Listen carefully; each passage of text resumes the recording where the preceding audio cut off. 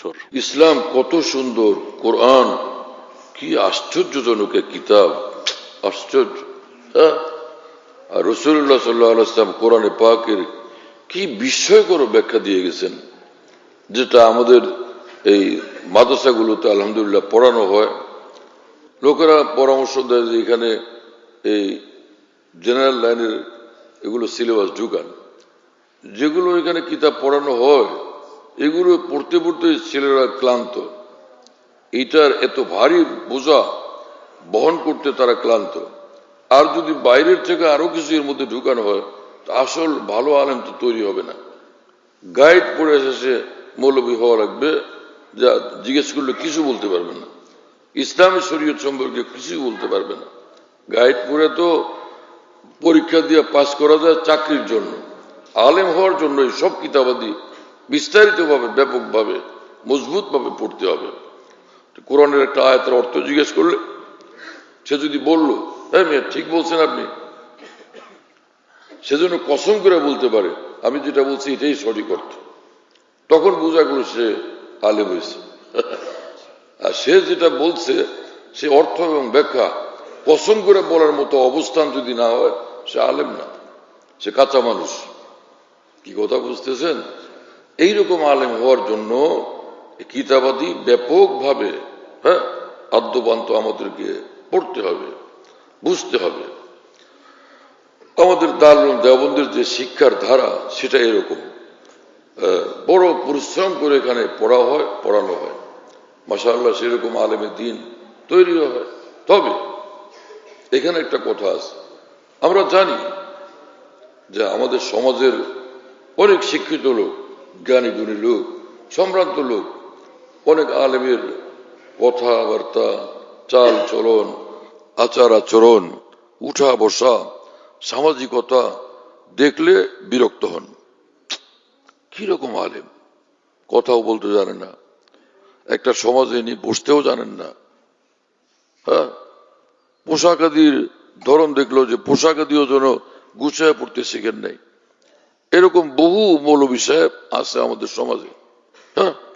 একজন আলেম তো এরকম হওয়া চাই যে মন্ত্রী মিনিস্টার দেখলো শ্রদ্ধায় আপ্লুত হয়, বাদশাহ দেখলেও মনে করেন যে না সত্যি আমার চেয়ে তার মর্যাদা বেশি। এরকম আলেম পাওয়া যায় কম। এটার কারণ হলো যে সমাজের যে সকল ঘর থেকে ছেলেরা পড়তে আসে ওই ঘরে মুরব্বী কারা, বাবা মা, দাদা দাদি কারা, অভিভাবক কারা, ওইখানে সামাজিক স্ট্যাটাস নিচে ওইটা ওই অবস্থানটা নিয়েই পড়তে আসে। কিতাবাদি পড়ে কিন্তু ওই যে সুন্দর জীবন গড়া এটা আর হয় না। আর অধিকাংশ শিক্ষকরা এই বিষয়গুলো শিক্ষা দিতে জানেন না। মাদ্রাসার মধ্যে কিছু আলেম ওলামা এরকম আছেন যারা এগুলো ইসলামের সামাজিক জীবন শিক্ষা দেওয়ার জন্য যোগ্য, এদের সংখ্যা একদম কম। এক এক মাদ্রাসায় এরকম মানুষ খুঁজে পাওয়া একদম কম। আমি আপনার কথাটা বুঝাইতে পারলাম?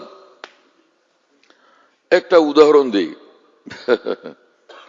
যে করাচি থেকে এক বুজুর্গ আসছেন ঢাকাতে, কামরার মধ্যে উনি শুয়ে আছেন, এমনিতেই ঘুমানোর জন্য না। এক মাওলানা সাহেব সেখানে দাঁড়ায় তো লুঙ্গি খুইলে ওনার দিকে ফিরে লুঙ্গি খুললেন এবং বাঁধতেছেন। ওই বুজুর্গ বললেন এটা কি সামাজিক, এটা সামাজিক শিক্ষা? তুমি একজনের দিকে ফিরে একজনের সামনে কেন লুঙ্গি খুলবে? এটা অসুন্দর, লজ্জাশীলতা বিরোধী কাজ। ওইদিক ফিরো, ওইদিক ফিরো, উল্টা দিকে ওয়ালের দিকে ফিরো, ফের পড়ো। তো আবার সে ওই ওয়ালের দিকে ফিরে এইখানেই ফিল্ডের মধ্যে আবার শুরু করছে ওইটা এই ঠিকঠাক করবে। তো হযরত ওয়ালা আবার বললেন যে এই মিয়া, জানালার পাশে পর্দা লটকানো আছে, পর্দার তলে যাও। এই যে একটা লজ্জাশীল আচরণ, লজ্জাবোধ, একটা মন, লজ্জাশীল একটা মন, অনুভূতি উপলব্ধির ভিতরে তৈরি হওয়া, আর সেটা জীবনের সব ক্ষেত্রে প্রতিফলিত হওয়া কয়জনের মধ্যে আছে? বিল্ডিং এই পাশে, ওই পাশে মানুষজন বিল্ডিং এর বারান্দার মধ্যে দোতলায়, তিনতলায়, পাঁচতলায় দেখা যায় রাস্তা দিয়ে লোক যাইতেছে, লুঙ্গি খুলতেছে আর পড়তেছে। এরকম বহু লোক। কেন? তাদের মধ্যে সামাজিক জ্ঞান নেই। এই কথা বুঝেন নাই? এইরকম লোকজন অনেক।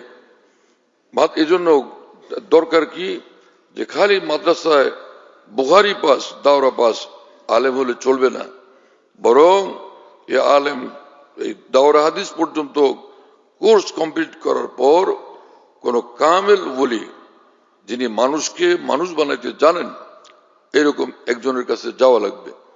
গিয়া তার কাছে সময় দিতে হবে। কিছুদিন থাকো, 6 মাস থাকো সেখানে, হ্যাঁ 3 মাস থাকো, তাহলে তোমার মধ্যে যে ভুলগুলো আছে সেগুলো তিনি সংশোধন করবেন। বলতে হবে আমি আসছি আমাকে গড়ার জন্য। এজন্য হাকিমুল উম্মত মাওলানা আশরাফ আলী থানভী রহমতুল্লাহ আলাইহি, যিনি পৃথিবীর শ্রেষ্ঠ আলেমদের ইমাম ছিলেন এবং তাদের তরবিয়তকারী ছিলেন, তিনি বলতেন পীর হইতে হইলে অন্য কোথাও যাও, মানুষ হইতে হয় আমার কাছে আসো। মানুষ কিভাবে হয় আমি সেটা শিক্ষা দিব। একটা উদাহরণ দিলাম। আরেকটা উদাহরণ, এটা ইংরেজি 74 সাল। আমি বরিশাল মাহমুদিয়া মাদ্রাসায় পড়ি। আমার উস্তাদ মাওলানা সালাউদ্দিন সাহেব রহমতুল্লাহ আলাইহির রুমে থাকি। রুমের দরজা দুইটা, 2 দরজা দিয়ে ঢুকা যায়। তো ইনি হযরত মাওলানা শামসুল হক ফরিদপুর রহমতুল্লাহর হাতে গড়া মানুষ, শৈশব কাল থেকে তার অধীনে ছিলেন। শীতের দিন দরজার 2 কপাটি চাপানো, বন্ধ না, চাপানো। আমি বাইরের থেকে আসলাম, চাপানো দরজার এক পাট খুলে আমি ভিতরে ঢুকলাম। ঢুকে আমার যেখানে আমার বসার জায়গা, বসতে গেলাম। হুজুর আমাকে বললেন, এ মিয়া দরজার আদব শিখো নাই? না, দরজার আদব জানো না?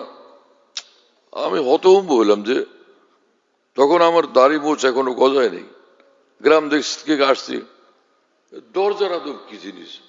আদব উস্তাদের আদব, মুরব্বীর আদব, হ্যাঁ, কিতাবের আদব, কোরআনের আদব। দরজার আদব তো জীবনও শুনি নেই। হুজুর তখন বললেন, কোন ঘরে গেলে সেই ঘরের দরজা যে অবস্থায় আছে ওইটাকে ওই অবস্থায় রাইখা ভিতরে প্রবেশ করবা। দরজা খোলা আছে, খোলা রাখো, এটাকে বন্ধ করো না। বন্ধ আছে, এটাকে খুলবা না, খোলা অবস্থা রাখবা না। তো এখন তো এই 2 পাট চাপানো ছিল, তুমি চাপে আসতা, শিখলাম। ঠিক আছে না? আমি এটা শুনে এলাম হযরত মাওলানা শামসুল হক ফরিদপুর রহমতুল্লাহ সদস্য হুজুরের ছোট ছেলে মাওলানা রুহুল আমিন সাহেবকে, মুফতি রুহুল আমিন সাহেব। উনি আমাকে বললেন, ভাই আমিও ধরা খাইছিলাম। আরে বলে, আমি লালবাগ মাদ্রাসায় মাওলানা সালাউদ্দিন সাহেব রহমতুল্লাহর কাছে পড়তাম, এই হুজুরের কাছে। তো আমি একদিন কামরায় ঢুকছি, হুজুর বললেন, আমি দরজার আদব শিখেন নাই? উনিও একই কাজ করছেন। উনিও একই কাজ করছেন, দরজা যেভাবে ছিল উল্টা ভাবে রেখে ভিতরে ঢুকছেন। হুজুর তখন বললেন, মিয়া দরজার আদব এই এই ওই যে খোলা থাকলে খোলা রাখো, বন্ধ থাকলে বন্ধ রাখো, চাপানো থাকলে চাপানো রাখো, সেভাবে। এটার পরে ফিনিশিং দিলেন কি, এই মিয়া আপনার বাপ হযরত মাওলানা শামসুল হক ফরিদপুর রহমতুল্লাহর নিকট দরজার আদব আমি শিখছিলাম, সে আপনার বাবার দৌলত আজকে আপনারে বুঝাইয়া দিলাম। আমার এই বক্তব্যের মূল লক্ষ্য হলো এই কথা বোঝানো, এইরকম উন্নত সামাজিক জীবন শিক্ষা দেওয়া সকলের কাজ না। হ্যাঁ, সকলের মাথায় এতটা উন্নত অনুভূতি উপলব্ধি থাকে না। কোরআন সুন্নাহকে জীবনের এক এক বিষয়ের মধ্যে এক এক ক্ষেত্রে প্রয়োগ করা অনেকেই বুঝে না। আল মুসলিম মান সালিম আল মুসলিমুন মিন লিসানি ওয়া ইয়াদি, ওয়াজ করা যায়, কিতাবে পড়ায় দেওয়া যায়, জীবনে এটাকে প্রয়োগ করার লোকের সংখ্যা 1000-এর মধ্যে একজন পাওয়া মুশকিল। যে হাদিসের অর্থ, মুসলমান সে যার হাতের এবং জবানের জুলুম থেকে সব মানুষ, সব মুসলমান নিরাপদ। এটা এখন আমাদের কার জবান এরকম যার জবান থেকে মুসলমান নিরাপদ হয়ে গেছে? হ্যাঁ, বিবি নিরাপদ হয় নাই, সন্তান নিরাপদ হয় নাই, ভাই নিরাপদ হয় নাই, বোন নিরাপদ হয় নাই। হ্যাঁ, আমাদের জবান দ্বারা কত মানুষ নির্যাতিত, লাঞ্ছিত, অপদস্থ, অপমানিত। একটা হাদিসের উপরই তো মৌত পর্যন্ত আমল হয় না। তাহলে ইসলাম যে একদমই নিখুঁত, নির্দাগ, নিষ্কলঙ্ক, একদমই উন্নত মানের ফুলেল আদর্শ শিক্ষা দেয়, সামাজিক জীবন শিক্ষা দেয়, সেটা আমাদের সাধারণ মুসলমান তো দূরের কথা, অসংখ্য আলেমদের মধ্যেও সেটা নাই। কথা বুঝতেছেন প্রিয় বন্ধুরা? আমরা আলেম তাদেরকে বলি যারা কোরআন সুন্নাহর ইলম শিখলেন, কোরআন সুন্নাহর ইলমে শিক্ষিত। কোরআন সুন্নাহর পরিভাষা, এটা আমাদের পরিভাষা, আমরা এইভাবে আলেম বলি। কোরআন সুন্নাহর পরিভাষা এরকম লোককে আলেম বলে না যে লোক ইসলাম সম্পর্কে তার জীবন এখনো গঠন করতে ব্যর্থ। হ্যাঁ, কোরআন সুন্নাহর পরিভাষা আলেম তাকে বলে যে যার জীবনের সর্বক্ষেত্রে সর্ববিষয়ে আল্লাহর কোরআন এবং সুন্নাহর প্রয়োগে সে একদম সফল মানুষ, যেটাকে কোরআন শরীফ আল্লাহ পাক বলছেন ইন্নামা ইয়াখশাল্লাহ মিন ইবাদিল উলামা, যেটাকে ইমাম মালিক রাহমাতুল্লাহ বলছেন লাইসাল ইলমু বিকাসরাতি রিওয়ায়া ইন্নামা হুয়া নূরুন ইয়াজআলুল্লাহু ফিল কলব। ইলম একটা নূর, আল্লাহর তরফ থেকে অন্তরে আসে। সেই নূর যখন থাকে ভিতরে, সর্বক্ষেত্রে আলো দেয়, সব কাজে সেটা আলো সাপ্লাই করে। কথার মধ্যে আলো নাই, আচরণে আলো নাই, উঠা বসায় আলো নাই। হ্যাঁ, এই মানুষ আলেম হয় না এখনো। কোরআন সুন্নাহর ইলমের শিক্ষিত আলেম, কিন্তু আল্লাহ রসুলের ভাষায় যে আলেম, সে আলেম হওয়া এত সহজ না। কথা বুঝতেছেন প্রিয় বন্ধুরা? আল্লাহর কোরআনের কথা কত গভীর অর্থ হয়, কত গভীরতা হয়, কত ব্যাপকতা হয়। হাদিস শরীফের এক এক ভাষা কত গভীরতাপূর্ণ হয়, কত ভীষণ ব্যাপকতাপূর্ণ হয়। কিন্তু আল্লাহ আমাদেরকে সেরকম বুঝ দেন, সে এলেম দেন, সেরকম ফাহামে দ্বীন দেন, সেভাবে বুঝবার তৌফিক দেন। একজনে বাংলাতে বইয়ে আরবি একটা বুখারী শরীফের বাংলা অনুবাদ করে দিয়া আমি ইসলামের ডক্টর।